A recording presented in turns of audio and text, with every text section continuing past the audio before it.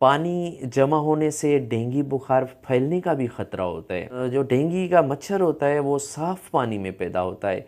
इस मच्छर की पहचान ये है कि इसके जिस्म पर सफ़ेद और काली लकीरें होती हैं और ये दूसरे मच्छरों से अमूमन बड़ा होता है और सुबह और शाम के वक्त काटता है।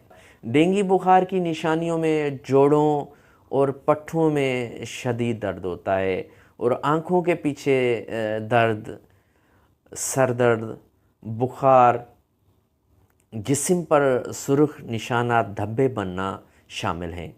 गर्म मौसम में बारिशें जहाँ हमारे लिए रहमत और राहत का सबब बनती हैं, वहीं एहतियाती तदाबीर इख्तियार ना करने की वजह से मुख्तलफ़ बीमारियों का सबब या वजह भी बन सकती हैं।